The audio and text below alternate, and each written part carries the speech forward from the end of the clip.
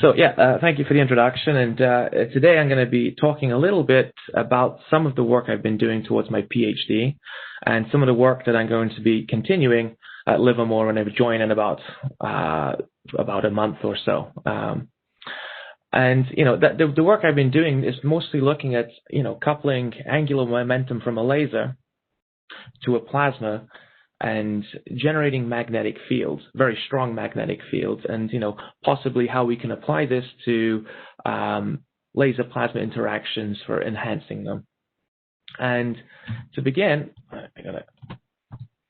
there we go, got it. I'm going to talk a little bit about some of the need that we have for these strong magnetic fields, how we currently generate them, and I'm going to talk about in this talk about 4 sections outlined here. And so, when we talk about strong magnetic fields, I'm talking about magnetic fields that are axial. So they're along a certain direction. You can think of them as like a sausage or something like that. And the strengths that we're interested in are between 100 and about 10,000 Tesla. And these have many applications. Most of you probably are familiar with some of the applications of these magnetic fields, but just to outline a few here, we can think about laboratory astrophysics. We can talk about things like magnetic reconnection, pulsars and magnetars, and also cosmic radiation and how these fields play a role there. And we could also talk about this in terms of particle acceleration, how they can enhance particle guiding, how can they enhance betatron radiation, or how they can enhance wake field acceleration. And we can also start to think about laser cyclotron resonance when we have fields as strong as 10,000 Tesla. And finally, we can also talk about this in the context of, in terms of fusion. And, obviously there's a lot of interest right now using external magnetic fields to assist with inertial confinement fusion. We can also look at it as coupling with advanced ignition schemes such as fast ignition as well. And so, if I was to ask you, say, okay, well, how do we generate a strong longitudinal or axial magnetic field in the lab now? Well, there's more or less 3 mechanisms that you might choose from. And the first is to use a pulse power coil, like the one, shown here. And you can expect from these coils that they'll have strengths typically from 10 to 100 Tesla. The spatial scale of these fields might be on the order of about 1 centimeter. And they'll last from order of microseconds to milliseconds, depending on obviously what you're driving it with. And, sometimes these are destroyed in a process, sometimes not. But certainly if you're trying to do physics inside of this coil, it certainly doesn't help you because you have a lot of, it blocks a lot of your field of view of what's going on. More recently, there's been a lot of interest in these laser-driven capacitor coils. And essentially what you have there is a laser hitting 2 capacitor plates. What hits one, it drives a current around this coil, and it can generate quite strong magnetic fields. And these have been, reported anywhere from about 100 to 1,000 Tesla. And the spatial scale of these fields, again, about an order of a millimeter. The pulse, this magnetic field duration is on the order of nanoseconds. It's about the duration of the laser pulse that drives it, and these are typically almost always destroyed in the process of doing it. So if you wanted to do something with high repetition rate, or you wanted to do something on a target, this is not so trivial. Finally, you could look at something like flux compression, where you can use a seeded magnetic field and amplify it by compressing a cylinder or a current around it, and you can do this by using it driven by lasers, or you can drive it by some kind of explosive device. And you can expect fields here. I mean, this is what I found. I'm not sure, all the information about these devices are available, but certainly what I found is that the field strengths can be from about 100 to 1,000 Tesla. And the spatial scale is on order of centimeters. And of course, the field can last for nanoseconds to microseconds, but these are always destroyed in the process. Now, this is about the limit of what we have for really generating strong magnetic fields currently. But, what I'm going to present today is a new mechanism that can possibly generate magnetic fields in plasmas without the use of a target or any kind of structure. You just need a plasma there. And for instance, this simulation I've run here shows a magnetic field here of about 1,000 Tesla. This is generated in a 3% encrypt helium plasma with a laser intensity and duration quite similar to that of what we find on the Titan laser, about 10 to the 20 watts per centimeter squared, and focused to our 8 micron beam waist. And this is done using a linearly polarized, what we call a Laguerre Gaussian orbital angular momentum mode. And these fields are quite interesting. I mean, they can certainly go up to 1,000 Tesla, but, there's no real limitation that we found so far that says they can't go to 10,000 Tesla. And the spatial extent of these, I mean, we've shown here, this is about 100 microns long, but we think that this can be extended to the order of maybe a millimeter. And the duration of this field is certainly on the order of picoseconds. And as I mentioned before, I mean, this is in plasma. There's no target. So this is something we can do at rep rates, or if you have a plasma already there and you want to generate a magnetic field in it, then you can fire this laser in, and we might be able to generate a field like this. So a lot of this talk, I'm afraid, is going to be similar to those who saw my talk when I did my interview talk back in April. But I have added some new material, so hopefully there's something new for everyone. First, what we're going to talk about is a little bit about beams carrying angular momentum, and probably what you know already, and maybe something that you don't know. And if I was to say, okay, let's talk about structured light or structured beams.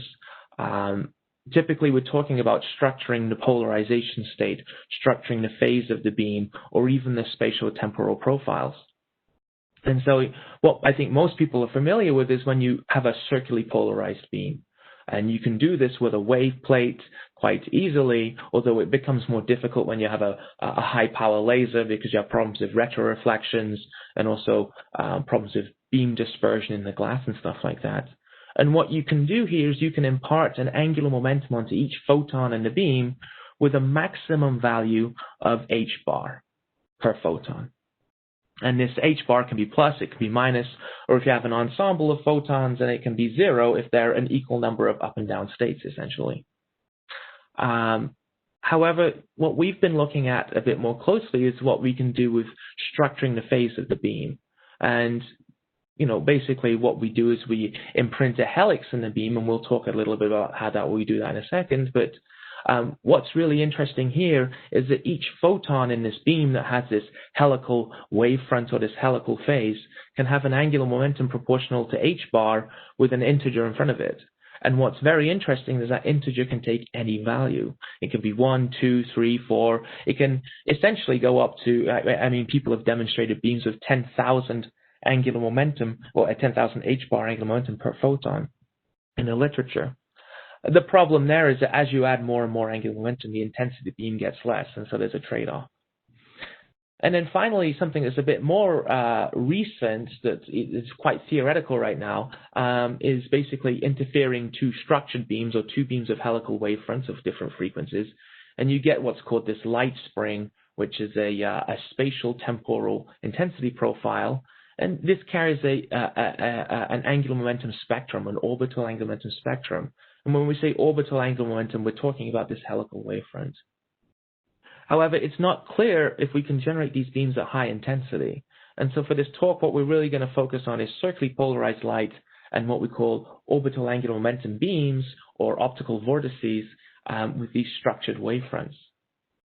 Now, if you were to generate one of these beams, you probably, if you were in a university lab, you might go to Thorlabs, you might buy one of these spiral phase plates, and what it basically is a piece of a glass with a spiral etched in it, and as you pass your Gaussian beam through, it imprints this helical wavefront into it. And then what we do is we want to say, okay, well, how does this look at focus? And so we pass the beam through our spiral phase plate here, we focus the beam, and we image the far field with some system. And basically, we take our near field profile, we take a Hankel transform of that, an Lth order, which tells us how many turns per unit length we have in the beam, or the pitch of the helix. And what we find is that our Gaussian beam with no helicity, or L equals to 0, becomes what we call a donut beam, where this has a charge L equals to 1. And as we increase the L number, the angular momentum number in the beam, the ring gets bigger and bigger and bigger, and to conserve energy, the intensity must be less as the ring gets bigger. And so, like I said before, there's a bit of a trade-off as you add more angular momentum to the beam. Now, how these beams are described at focus is actually quite complicated, and there's a lot of confusion here in this. Typically, what you want to do is you want to take your Gaussian near field and you want to Fourier transform this to the far field. And if it was a Gaussian beam, your Gaussian near field transforms to a Gaussian far field. However, when you have this helical wavefront in it, it's not so trivial, and you get this quite nasty function coming out here with these modified Bessel functions and other fun stuff in there, which is not trivial to simulate or to use analytically. But if we were to plot this function, as we've done on the right here, you can see we have our Gaussian beam in blue, and as we increase that angular momentum number, green is 1, 2 is red, 3 is black, you can see the intensity gets less and less and less, so the beam gets stretched out. Now, this is assuming a Gaussian near field. One thing that people hadn't looked at is that, when you go to a high power laser, your near field is not a Gaussian. It's some kind of super Gaussian or approximately a flat top. And so we did some work looking at that too, and said, okay, well, what happens if we increase if we change the near field to a flat top? And basically what we found is that actually enhances the intensity of the OAM a little bit.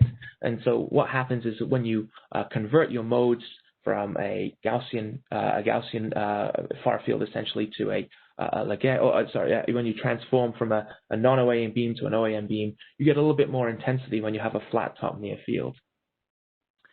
And again, this is a horrible function. I mean, this 1F2, this is a hypergeometric function, which you don't really want to work with.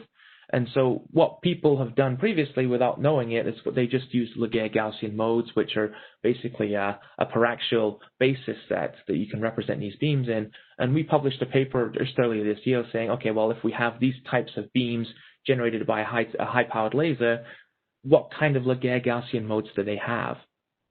And typically what people had previously been using was here in blue.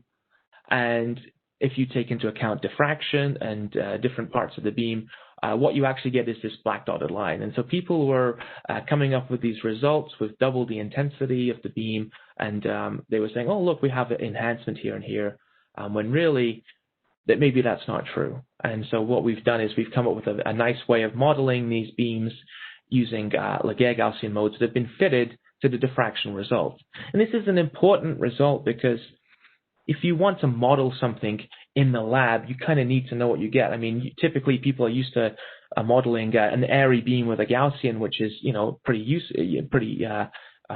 standard. But when you're modeling these Laguerre Gaussian beams and these OAM beams, it's not so trivial, and so you have to be quite careful with what you're doing.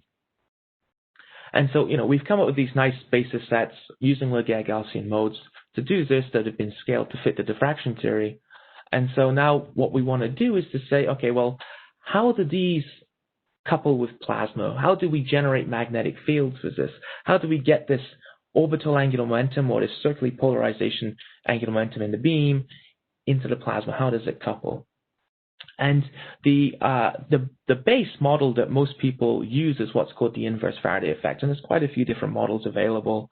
And we found the best was actually from Malcolm Haynes from 2001, I think it was, or maybe 2000, I forget now. And basically what he did is he said, well, let's take a plasma that is rotating. Okay, so here's the Lorentz equation here, the force equation, and you can see that we have some kind of azimuthal velocity in our fluid, and we're going to balance that with the Lorentz force with our azimuthal electric field and the magnetic field components that are necessary. And what we're going to do is balance that with this term here, which is the source term. This is our angular momentum density in our beam. And what we're going to say is that there is some mechanism that transfers this angular momentum from the beam to the plasma. We don't care what that mechanism is, but if we just come up with this equation, we can try and model what it should look like if there is coupling. And so the angular momentum density of a given beam is given by this formula. This is a very famous formula given in 1992 by Les Allen.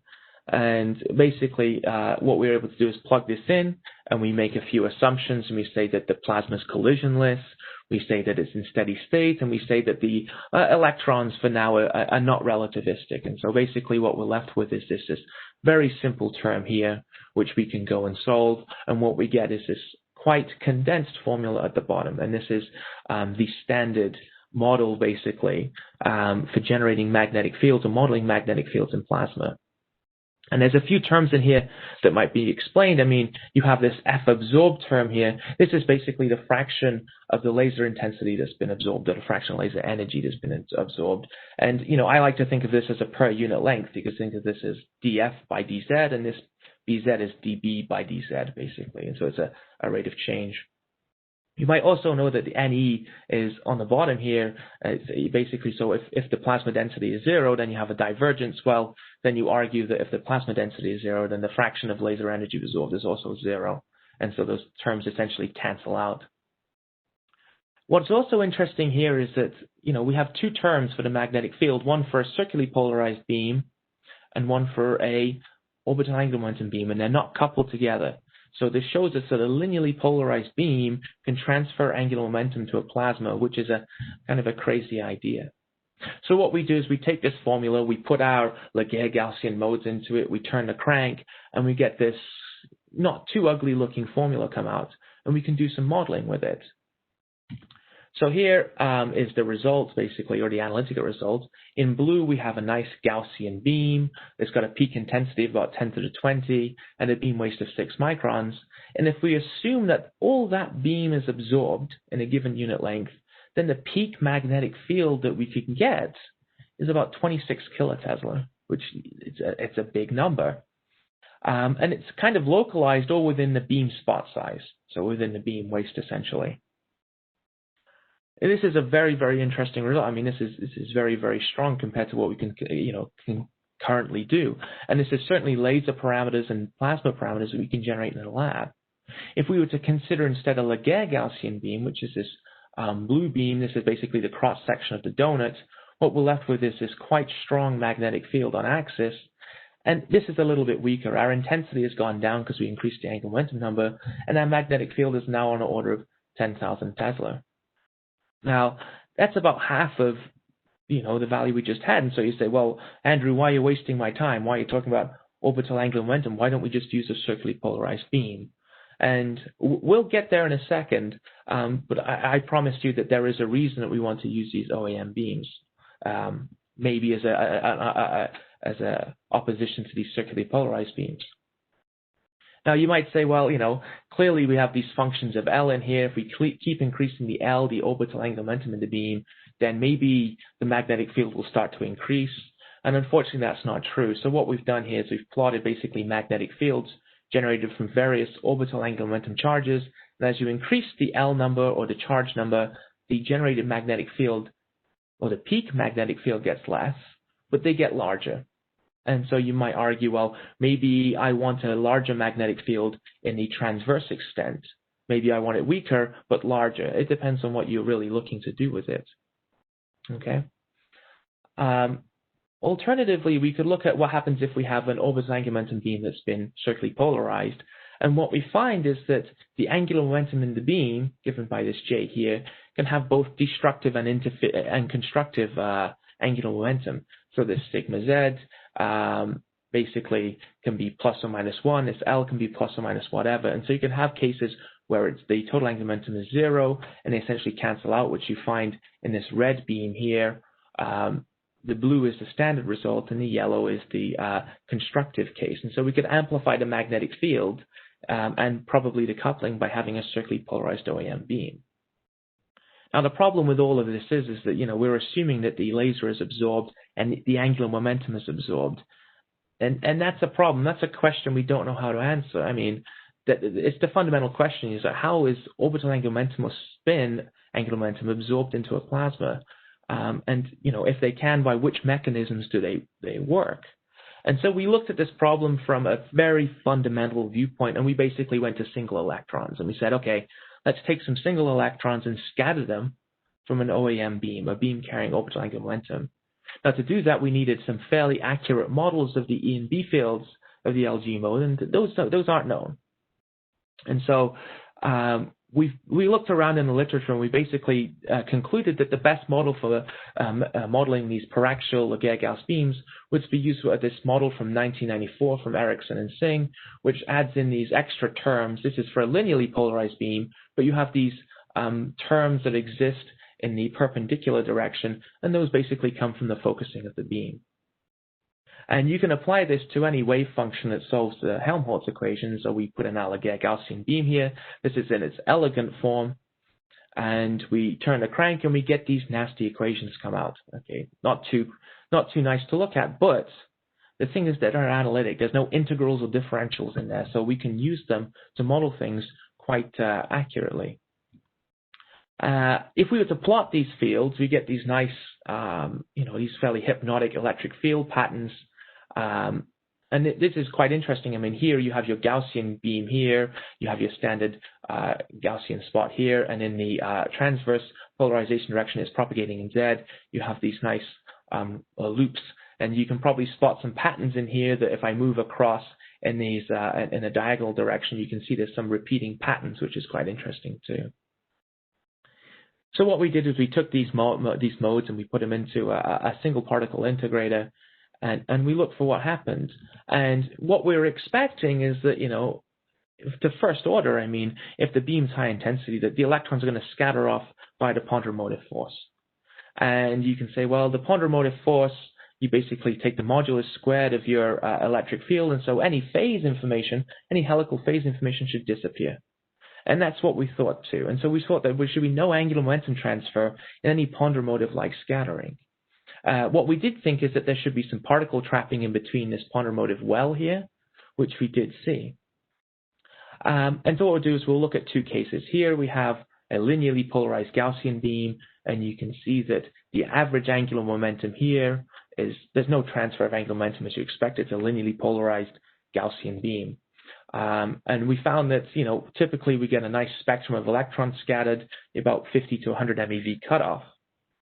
Now, if we take the same beam and we take the same energy, the same focusing parabola, and we convert it to an OAM mode, then what we find is that the peak energy of the electrons essentially stays the same, even though the intensity has gone down. So this is because of trapping within the beam and their extended interaction time inside of there.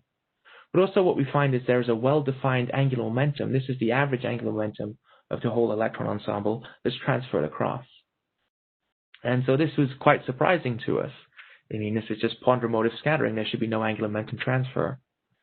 And so what we did is we looked a bit closer. So we took the ejected energy of the electrons, we averaged it, we divided by h bar omega to get the number of photons that's absorbed by each of these electrons. We found that there's roughly 7,000, in this particular case, there's roughly 7,000 photons absorbed per electron. If we do the same thing with the angular momentum, and the angular momentum is normalized by h bar, and we calculate how many photons are absorbed by each electron according to its angular momentum, we find the same number. And this is a simple picture to understand if you consider in quantum mechanics. I absorb a photon, that photon has h bar omega energy, it has h bar angular momentum, so I absorb it, then of course it should transfer to the plasma. But if you're considering a classical wave picture where you're using ponderomotive force, then it's not clear how that transfers over. And then you have to remember, of course, the ponderomotive force is just one term of the infinite Taylor expansion when you go to derive it. So we think it comes from other terms. Now, if we switch the handedness of the beam in the simulations, then the handedness of the transfer angular momentum switches. And so this really confirms our result here that you get coupling of angular momentum through ponderomotive-like scattering the electrons. And this is a really interesting result that we found. And so we've been able to say that the angular momentum coupling, according to the ponderomotive scattering, scales as roughly A0 squared. And I put over 4 here, but A0 squared is reasonable to think. So we need high-intensity beams. And so, just to summarize here, we can transfer OAM to these free electrons, and we need these high-intensity beams to model it. And so to model it, what we've done is we've done a little bit of numerical modeling using epoch, and we've been trying to model realistic laser parameters that just happen to be like Titan. And before we get too into detail, one thing I'd like to discuss is that when these beams are interacting with plasma, things change a lot. Okay, and one thing that we found is that self-focusing is a different ballgame. It's a very, very different monster to try and tackle. And one way you can see that is if you consider this is the index of refraction of the plasma here as a function of laser intensity. And what you find is that the blue is the TEM beam, the red is the Laguerre-Gauss beam. And for an A0 of 1, you get a fairly, the result you might expect. You get this Laguerre-Gaussian type index of refraction. But as the A0 increases, you get quite an asymmetric lens, so to speak. On the inside, you got it. The gradient is very different to the outside, and so what we expect is that the self-focusing has been very dynamic. It's not just going to pinch and expand and pinch and expand like you expect with the Gaussian case. So to model this, we've had to look at several different things. We found models on the critical power is modified for self-focusing, and it basically increases with the orbital angular momentum number, which works against you a little bit. But to study it numerically, what we did is we just sent in a laser pulse into a plasma. The parameters are given here, but we've made sure the power laser is greater than the self-focusing power, and we find that it goes through two modes. So here's my laser propagating in, and after about 200, 300 femtoseconds, we see that this Laguerre Gaussian beam, this is a transverse slice through it, it pinches, it gets a bit tighter, the ring tightens up, it gets narrower. But if we wait a little bit longer and we observe longer, basically what we find is that because of this asymmetry in the index of refraction, the laser then collapses down, and we think that this collapsing of the laser sheds a lot of angular momentum too. It's kind of like the undergraduate analogy with the ice skater spinning and they pull their arms in. Here we're pulling the laser in tighter and it sheds a lot of angular momentum and it gets faster. We haven't seen an increase in speed, so we think that angular momentum is absorbed by the plasma. Now in this process, of course, it's transferring angular momentum to the plasma is rotating, and as I've shown already, we get this magnetic field. This magnetic field is about 100 microns long from a 100 femtosecond laser pulse, but we think, and we've seen some scaling in our simulations that I don't show yet, that this magnetic field length may scale with pulse duration. So the longer the pulse, the longer the magnetic field may be. And this is a fairly new result. I mean, if you look at previous publications, they've only found magnetic fields to be like 5 or maybe 10 microns long at most. I mean, here we're over 100. So this is a very a good result. And we can control the direction of the magnetic field, which way it points, just by changing the handedness of the OAM beam. Now, how does this compare to our model? Well, if we take an average of this, an average line out here, basically over this region, and plot it in blue and compare to the theoretical model in red, we find that there's almost a perfect overlap. And so this is a really a good confirmation to say, yes, this model works. How can we exploit it now is really the thing. We've also looked at other modes. We looked at the Laguerre Gaussian 2-0, so two turns of angular momentum per unit length. And what we find is that there's also very good agreement with the model here, the model in the red dotted line again. And so this is very, very encouraging that this model works. Now, one question that really has been puzzling us is basically, well, how long does this magnetic field last? And one of the problems with asking that question is that, where do you measure this magnetic field? I mean, ideally, you could measure it on axis and say, what is the strength of the magnetic field as a function of time after the laser passes by and the plasma is left to evolve? But in some of these higher order mode cases, it's not so trivial because there's a hollow on the axis. And so what we've been doing is basically been summing up the total energy of the magnetic field in a simulation and seeing how that decays. And we get a very similar result to what we do when we plot the field intensity, but a lot cleaner. And so what I've done is plotted that here, and we find that it decays with an exponential decay, as you might expect. And we've been able to fit these decay times to it. And so for Laguerre Gaussian 1-0 time, we find it's on the order of about a picosecond for these parameters. We don't know how this scales yet with density or intensity, but we found it to be quite robust in the simulations we've run so far. If we double the amount of angular momentum in the beam to this Laguerre Gaussian 2-0 case, the persistence of the magnetic field seems to double. And we don't know why that is. We have some ideas, but this is still a lot shorter than what it should be. I mean, if you look at the decay time of magnetic fields according to magnetic diffusion, it should be on order of about 10 nanoseconds. So it's a lot shorter than what it should be. This could be due to the boundary conditions in the simulation being too small and you get bleeding out of the edges. But we did run another case which was quite interesting. We ran a case of a circularly polarized Gaussian beam in the top left-hand corner. And what we found is that the decay time of that was on the order of 500 femtoseconds. And so what we've concluded, although it's not, I wouldn't take it to the bank, but what we've concluded so far is that increasing the angular momentum number in these beams seems to increase the decay time. And so this is a really useful result, we think, because, it's not so useful having a 26,000 Tesla field if it only lasts for a few femtoseconds. Whereas if we increase the angular momentum, we can increase the magnetic field duration by orders of by several times. And like I say, we think this could be due to electrons leaving the grid. It could be due to the electron radial energy they have. Maybe they're hotter electrons with the higher intensity beams. It's not clear so far. But one thing we have done is we have looked at it a little bit, and we've looked for the evolution in the fields. And what we found is that these magnetic fields, although they start off as a nice sausage, they start to kink as time evolves. As we evolve time again, this is plus 600 femtoseconds, a little bit more kinked. And then here we find it's almost essentially gone as it decays away. This is about a picosecond later.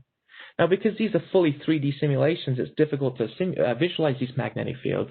And so what I've done is I've plotted them here as an iso surface of about 100 Tesla. And what you can see here for the Laguerre Gaussian beam on the left-hand side, about a picosecond in the interaction, is that you have this nice sausage, and you can see very slightly you have these helical twists in it. And if you let time evolve, then what you end up with is this helical or a helicoidal kind of magnetic field. And the way that we're thinking about this is it might be similar to when you're wringing out a towel and you twist the towel and you get most of the water out. But if you keep wringing, then it starts to kink and twist. And we think this might be a similar kind of phenomenon. Obviously not quite the same, but similar. We also found, through some literature searching that there's been quite a lot of previous work done on theta pinch instabilities, and there was a paper by Friedberg back in 1978 saying that you can suppress some of these instabilities, they call them wobble instabilities, by increasing the azimuthal mode number, which is essentially what we've done in our simulations. And so this could be another reason why the magnetic field is more stable and it persists a little bit longer. Now, a question that I was asked a while ago was like, well, what happens if you have a beam that's not a donut mode? I mean, these are beams that we've generated in the lab. These were done at CLPU in Spain. And, the question is, well, what happens if these beams are asymmetric? Clearly, these beams are very asymmetric. It's very difficult to get a perfectly round donut, even at low intensity. Forget about it, 10 to the 18, 10 to the 19 watts per centimeter squared. And so what I've done is I've developed a perturbation model. And basically what I've done is I've taken my Laguerre Gaussian mode and I multiply it by this perturbation parameter. And we have this basically as a cosine modulation in theta with some strength parameter delta. And what we're able to generate here is essentially models of the real focal spots. Now, these obviously aren't exact, but I think these can bring in a lot of the physics that we're missing in some of our simulations. Now, if you just multiply a solution of Helmholtz with this kind of function here, obviously it's not going to propagate anymore. And so what we do is we then decompose this perturbed wave function into orthogonal modes that do satisfy the wave equation. And we get these formulas here, which you don't have to really worry about. But what it shows us is that you don't need a lot of modes or a lot of perturbed modes to make one of these fields. And so on this slide here, what we've done is we've taken this perturbed wave function here, and we've decomposed it into 3 modes, and 99.5% of this mode is represented by the primary orbital angular momentum mode that we've been using.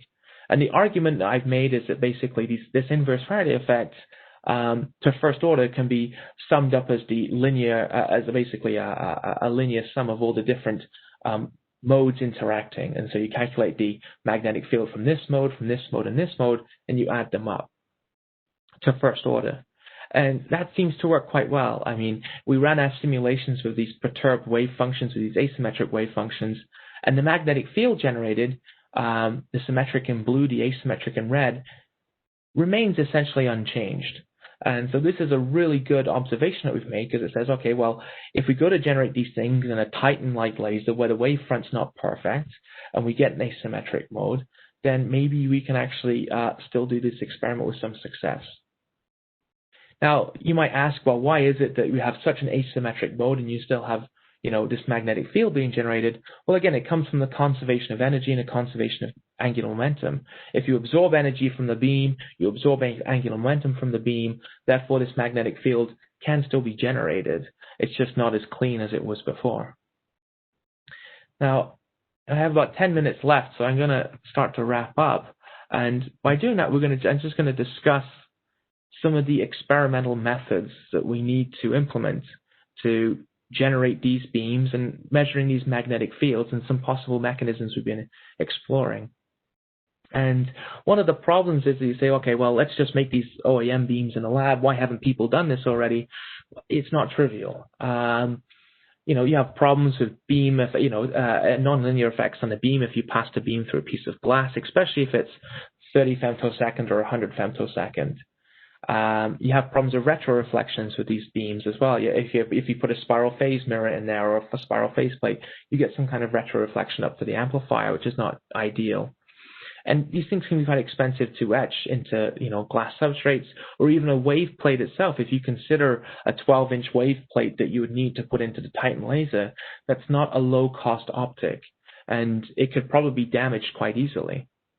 And so what we've been trying to come up with is a mechanism for, generating these OAM modes with, high damage thresholds without having to worry about retroreflections or anything like that, or nonlinear effects.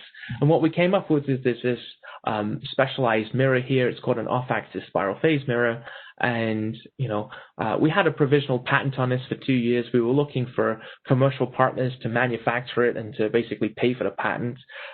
We're unsuccessful in that. And so we ended up just publishing it. And it's given this publication down here. And this works very, very well. I mean, we were able to make these fairly cheaply in our own lab here, and we were able to put them into some larger laser systems. And, they're very much compatible with short pulses and everything. So this seems to be the ideal solution. And, we've already had quite a few groups reach out to us and ask about doing it. So we're already making a few for Simon Hooker's group at Oxford. Peter Norrie's group is already looking at building a really big one to put in a Chinese 10 petawatt laser in 4 years' time or something. So, yeah, I think these are going to be a household item in the near future.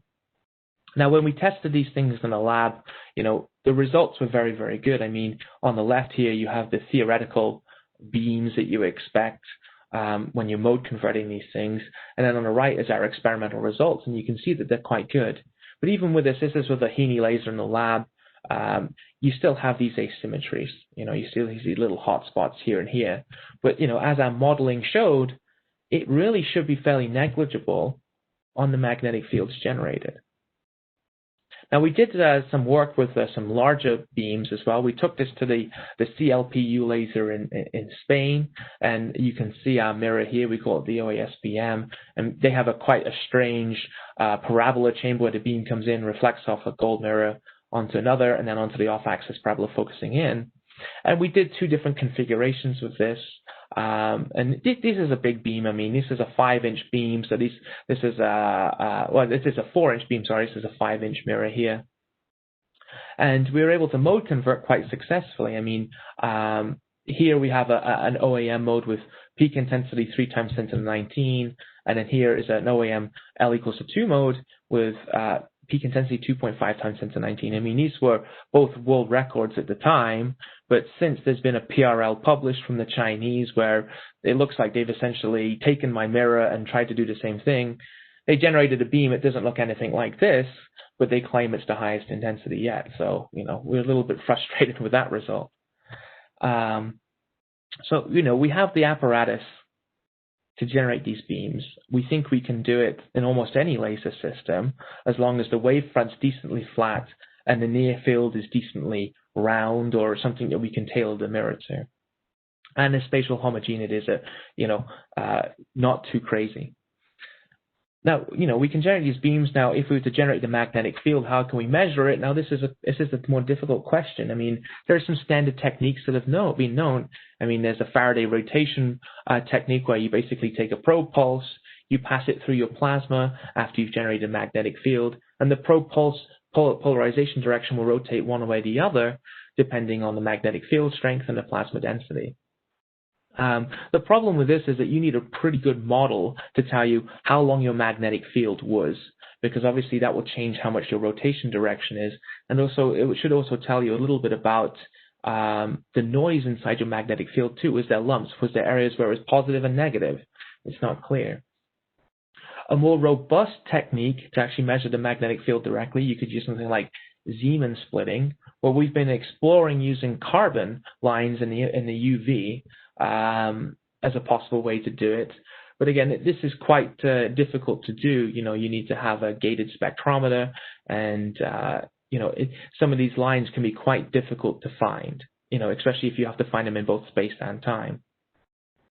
So we've been looking at different techniques, some alternatives. And this is fairly new, right? I mean, we don't have a lot to say here, but basically, we've been discussing proton radiography. The problem with that is these magnetic fields might be a bit fast for that, so maybe that's not the route we want to take. But a more interesting route might be using the cyclotron emission. We have this strong magnetic field. Obviously, there are electrons gyrating around that. Those gyrating electrons will emit cyclotron radiation, or synchrotron radiation, depending how you think about it. And we estimate that those lines should be in about 10 micron band. And so that might be a reasonable place to look to say, okay, well, if we can measure this cyclotron emission, then we might be able to estimate the magnetic field strength. We've also been looking a little bit at SRS and the backscatter from that, to seeing that if you have a magnetized plasma, is there any spectral shifts that we could expect to see with these given conditions using SRS? And then finally, we've been discussing a bit with Jason Maya at the University of Alberta as well about using Thomson scattering from a magnetized plasma. Is there something that we could use there to possibly measure these fields? And really, we need to do something like this, because the previous techniques, especially the Faraday rotation, it is so easily perturbed, and it's very difficult to actually get a number on these fields because there's so many factors at play, where some of these mechanisms are more direct. They measure these fields almost directly. So in conclusion, some of the work we've been doing, we've been able to show that, we've been able to model these OAM beams very accurately using diffraction models and modeling these things of Laguerre Gaussian modes. I know I skipped over that a little bit, but this is very important if you want to model these beams accurately. You want to model these interactions accurately. And like I say, if you go to the literature, there's a lot of swinging arms and just putting random numbers down, saying, okay, this is what we need to, this is what we're going to use, and it's like they're comparing apples and oranges. And in addition to these models, we've developed this perturbation model, which I think is very useful for actually modeling some of these more realistic interactions. We've determined that OAM can be transferred to free electrons through a ponderomotive-like, I say ponderomotive-like because it's not really ponderomotive, a force, and this scales as A0 squared. I think this is a really interesting observation. We're hoping to publish this quite soon. Because this is the first real mechanism we found where you can transfer OAM. A lot of previous work done says, oh no, you can't do it at low intensity. Well, maybe we can at high intensity. And to do this, we've derived these nice symmetric paraxial EMB fields, again, which no one has really had before. Most of them have been anti-symmetric fields people have been using, which I don't know are correct. We've been able to identify two new self-focusing modes, this ring pinch and ring collapse with these OAM beams. And, we've done some fairly extensive modeling of the inverse Faraday effect. And, we've shown that, that these magnetic fields persist on order of a picosecond, and their length scales are big. They're on order of 100 microns. And, we're thinking that this persistence may be inhibited by wobble instabilities, which we can reduce by increasing the OAM mode, and we can also, maybe it's due to electrons leaving the boundary condition. So this is something we have to work on. Maybe we need bigger simulations to really understand this better. And then finally, we have this off-axis spiral phase mirror, and using this, we should be able to generate these OAM beams almost any laser system. And like I say, we're already collaborating with at least 2 groups on this. And, we've been able to generate these highest intensity OAM beams to date, minus this result from China, which I don't agree with as an OAM beam.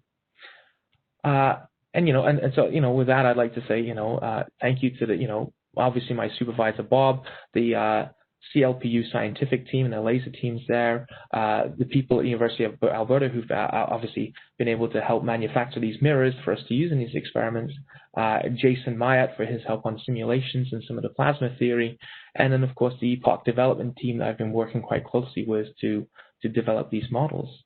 And I guess with that, I'd like to take any questions. Thank you very much. I invite everybody to unmute so we can give Andrew a nice applause.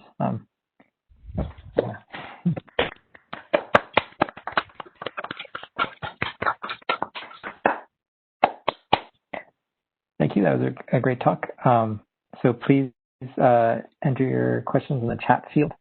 And while you do that, I'd like to advertise I don't know will be our very first fellow in the High Energy Density Science Center, but currently there's a call out for new applications. We'll be hiring 1 postdoc every year, and that's the link for the current cycle. Applications are due in a month. So I think it'd be great to have many great applications. So we already have 2 questions. So Thomas Spinka asks, during your modal decomposition of the modulated beam profile, you were able to show 99.5% into a single mode. You mentioned that you were able to show that a linear sum was appropriate. However, you also mentioned earlier in your talk that the angular momentum transfer requires high intensity and goes with A naught squared, implying a nonlinear process. Can you square these 2 assumptions up with each other? Linear sum is fine, but requires nonlinearity. Right. It's a good question. I mean, with the A naught squared coupling, I mean, that's for the pondera motive coupling that we've explored. I think that clearly there's a lot of other coupling going on. Maybe there's coupling coming from the self-focusing or these other regimes.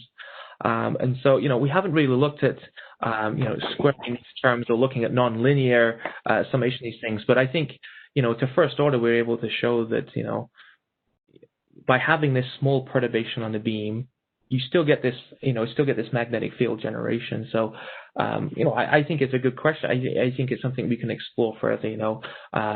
Certainly we haven't published anything on this perturbation model yet, and something we're going to work towards. But it seems to be okay for now, just to sum them up. Maybe because the perturbation is small, these squared terms are not playing a large role just yet. So I think we'll have to explore that further.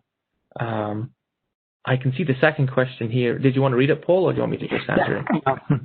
The second question is, with the large 5-inch spiral faceplate mirrors, you were only able to generate total angular momentum of only +1, with S equals +1 and L equals 0.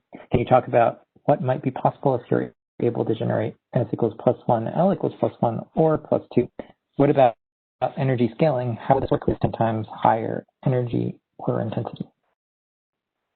Right. So yeah, the mirrors we actually made quite a few. We have ones for the, like you say, we have one for the +1, we have one for the -1, we have one for +2, and those were some of the slides I showed you. And we showed you the highest intensity L equals to 2 beams, that have been generated to date. And really, these can be made to any angular momentum number. The problem comes with the manufacturing techniques that we do it.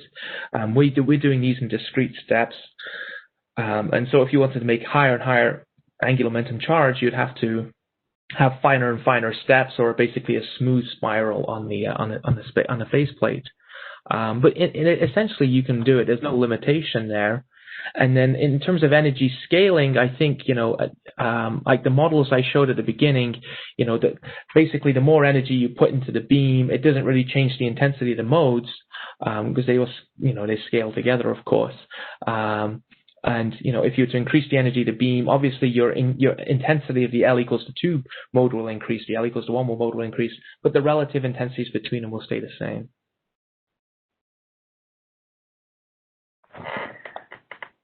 Right.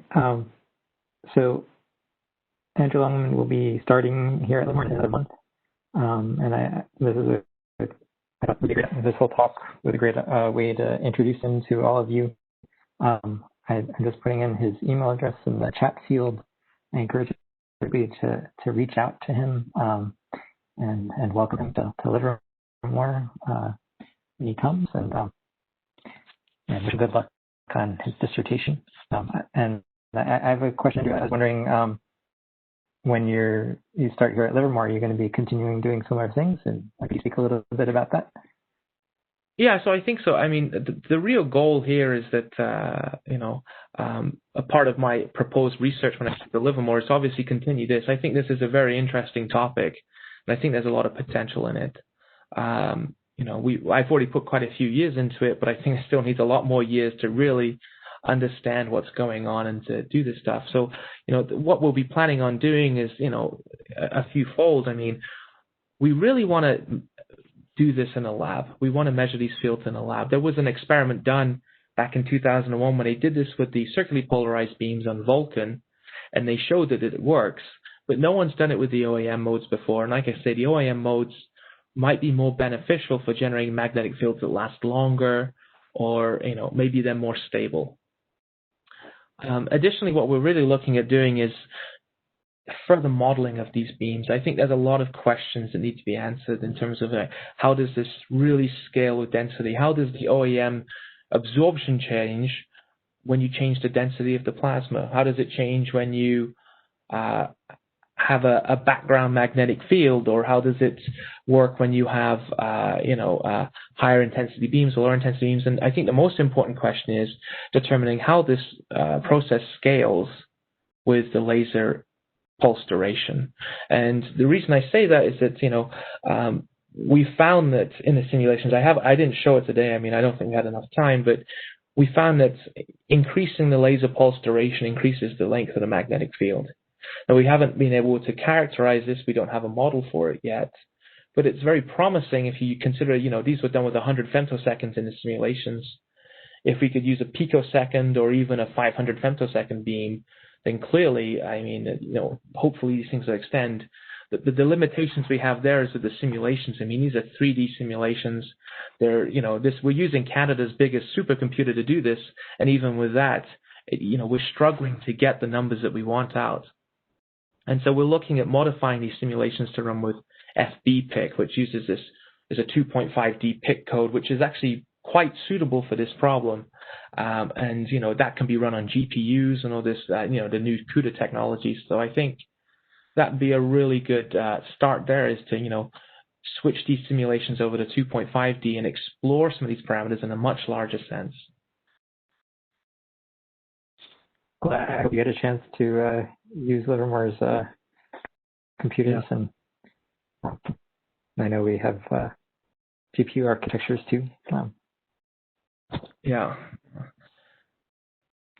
So let's thank you, Andrew Longman, again, the soon to be Dr. Longman. And thank you. Thank you.